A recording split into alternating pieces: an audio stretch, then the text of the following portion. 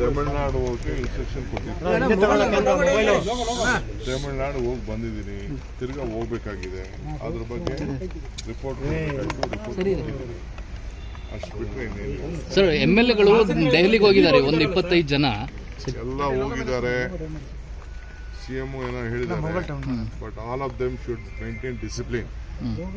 Party ಶಿಸ್ತನ್ನ ಎಲ್ಲರೂ ಕೂಡ ಮೇಂಟೈನ್ ಮಾಡಬೇಕು, ಪಾರ್ಟಿಗೆ ಗೌರವ ಕೊಡಬೇಕು. ಬರೀ ಮೀಡಿಯಾ ಮುಂದೆ ಕೂತ್ಕೊಂಡು ಪಾರ್ಟಿ ಹೆಸರನ್ನ ಹಾಳು ಮಾಡಬಾರ್ದು. ಮುಂದಕ್ಕೆ ಎಲ್ಲರ ಭವಿಷ್ಯನೂ ಕೂಡ ಪಕ್ಷದಲ್ಲಿದೆ, ಮೀಡಿಯಾಲಿಲ್ಲ. ಮೀಡಿಯಾ ನಿಮ್ಗೆ ಏನೇನು ಬೇಕೋ ನಿಮ್ಮ ತರ ನೀವು ಹೇಳಿ. ಸೊ ನಾನು ಎಲ್ಲರಿಗೂ ಅಪೀಲ್ ಮಾಡ್ತೀನಿ, ಆಲ್ ಮೈ MLAs, ಆಯ್ತು ಪಕ್ಷದ ವರಿಷ್ಠರು ಭೇಟಿ ಮಾಡೋದು ತಪ್ಪೇನಿಲ್ಲ, ಬಟ್ ಅನ್ನೆಸೆಸರಿ ಏನೇನೋ ಸ್ಟೇಟ್ಮೆಂಟ್ ಮಾಡೋದಾದ್ರೆ ವಿಲ್ ಹ್ಯಾವ್ ಟು ಆಕ್ಟ್. ಅಂದ್ರೆ ಸರ್, ಶಿಸ್ತು ಮೀರಿ ನಡ್ಕೋತಾ ಇದ್ದಾರೆ ಅಂತಾನೆ ಸರ್. ನನ್ನ ಹತ್ರ ಎಲ್ಲರೂ ಬಂದು ಮಾತಾಡಿದ್ದಾರೆ, ಕೇಳಿದ್ದಾರೆ.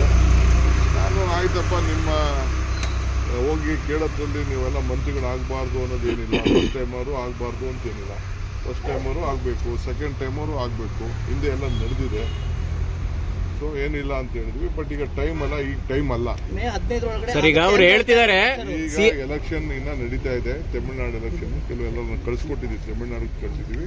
ಫಸ್ಟ್ ಎಲೆಕ್ಷನ್ ಮಾಡೋಣ ಸರ್.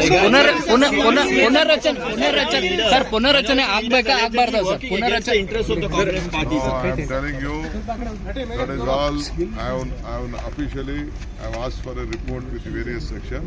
ಇನ್ನಷ್ಟು ಹೆಚ್ಚಿನ ಮಾಹಿತಿಗಾಗಿ ಫಾಲೋ ಮಾಡಿ ಬ್ರಿಗೇಡ್ ನ್ಯೂಸ್ ಕನ್ನಡ.